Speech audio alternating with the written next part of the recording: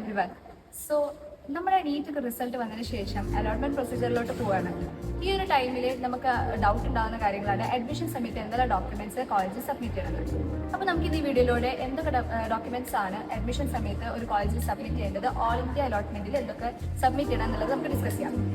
അപ്പോൾ നമ്മളിപ്പോൾ പറയാൻ പോകുന്ന ഡോക്യുമെന്റ്സ് എല്ലാം ആ ഡോക്യുമെന്റ്സിന്റെ ലിസ്റ്റ് എല്ലാം MCCയുടെ വെബ്സൈറ്റിൽ കൊടുത്തിട്ടുണ്ട്, നിങ്ങൾക്ക് റെഫർ ചെയ്യാം.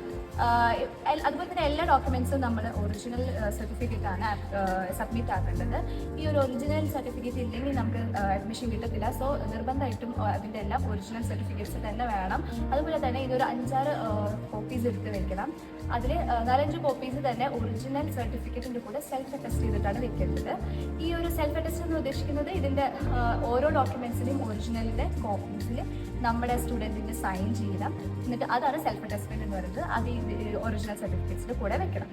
അതുപോലെ തന്നെ നമുക്ക് ഇത് സബ്മിറ്റ് ചെയ്ത് കഴിഞ്ഞാൽ പിന്നീട് പല കാര്യങ്ങൾക്കായിട്ട് ഈ ഒരു സർട്ടിഫിക്കറ്റിൻ്റെ ആവശ്യം വരുമ്പോൾ നമുക്ക് യൂസ് ചെയ്യാൻ പറ്റത്തില്ല. അത് അവിടെ ഓൾറെഡി സബ്മിറ്റ് ചെയ്തുകൊണ്ട് അതുകൊണ്ട് തന്നെ നിങ്ങൾ സെൽഫായിട്ട് വേറെ കുറച്ച് കോപ്പീസും കൂടി നിർബന്ധമായിട്ടും കയ്യിൽ വെച്ചിരിക്കണം. അപ്പോൾ നമുക്ക് എന്താ ഡോക്യുമെന്റ്സ് ഒക്കെ ഒന്ന് നോക്കാം. അപ്പോൾ ഫസ്റ്റ് തന്നെ വരുന്നത് നമ്മുടെ അലോട്ട്മെന്റ് ലെറ്റർ ആണ്. MCC നമുക്ക് അലോട്ട് ചെയ്തിട്ട് എന്നാൽ ഏത് കോളേജിലേക്കാണ് നമുക്ക് അലോട്ട്മെന്റ് കിട്ടിയിരിക്കുന്നത് ആ അലോട്ട്മെന്റ് ഒരു പ്രോപ്പർ ഫോം പ്രിന്റ് ചെയ്യണം. അതുപോലെ തന്നെ പിന്നെ വരുന്നത് നീറ്റിൻ്റെ അഡ്മിറ്റ് കാർഡാണ്. നമ്മൾ നീറ്റ് എക്സാം എഴുതാൻ പോകാൻ യൂസ് ചെയ്ത ആ ഒരു അഡ്മിറ്റ് കാർഡ് ഉണ്ടല്ലോ, NTയുടെ ആ നീറ്റ് അഡ്മിറ്റ് കാർഡാണ് യൂസ് ചെയ്യേണ്ടത്.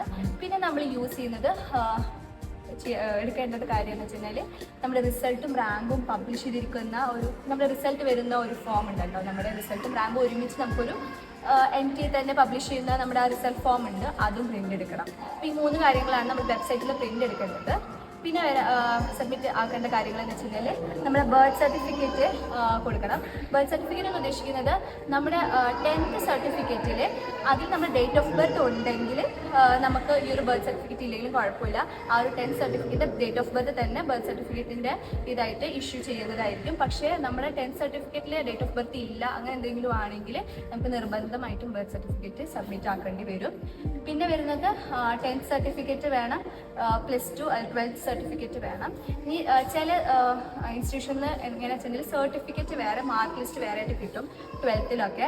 അപ്പോൾ വെബ്സൈറ്റിൽ പറയുന്നത് 12th സർട്ടിഫിക്കറ്റ് മാർക്ക് ലിസ്റ്റും ആണ്. അതിലൊരു കൺഫ്യൂഷൻ ഉണ്ടാകുന്നത് ഇത് രണ്ടും വെക്കണം എന്നുള്ളതാണ്.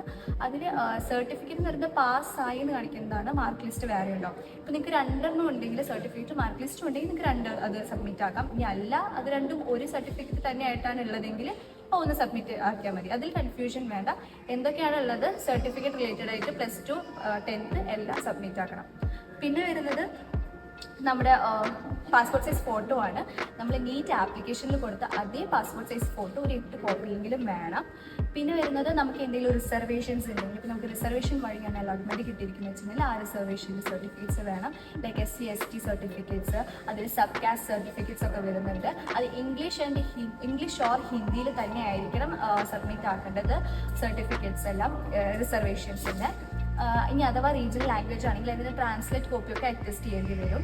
ഇതുപോലെ തന്നെ EWSൻ്റെ റിസർവേഷൻ സർട്ടിഫിക്കറ്റ് ആണെങ്കിൽ താലൂക്ക് ഓഫീസിൽ കിട്ടിയ അതേ EWS സർട്ടിഫിക്കറ്റ് തന്നെ ഒറിജിനൽ സബ്മിറ്റ് ആക്കണം.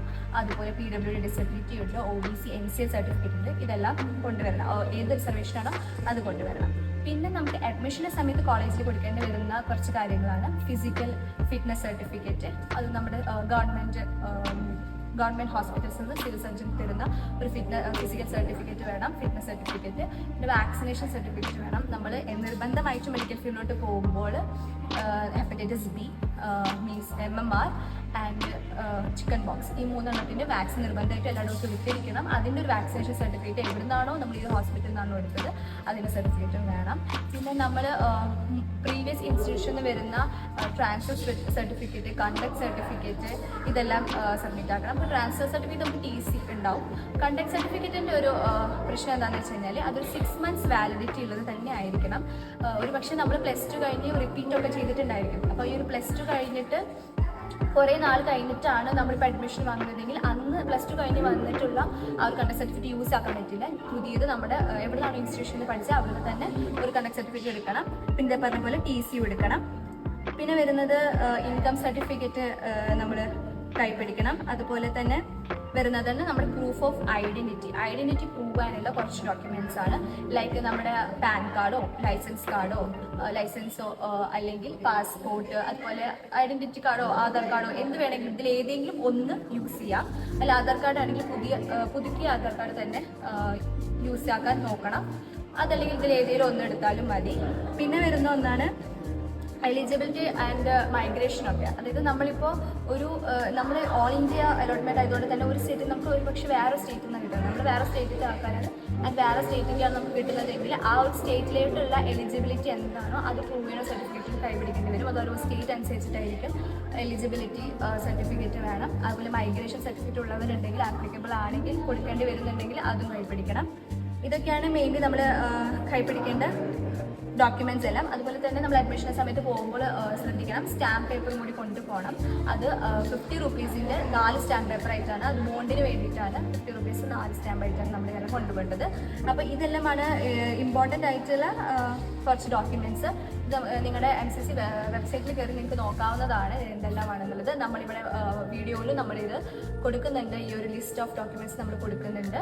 അപ്പോൾ ഈ ഡോക്യുമെന്റ്സിൻ്റെ എല്ലാം നിർബന്ധമായും കോപ്പി, സെൽഫ് അറ്റസ്റ്റ്മെൻറ്റും അല്ലാത്ത കോപ്പിയും എടുത്തിരിക്കണം. അപ്പോൾ എല്ലാവരും മറക്കാതെ ഇതെല്ലാം സബ്മിറ്റ് ചെയ്യാൻ നോക്കണം.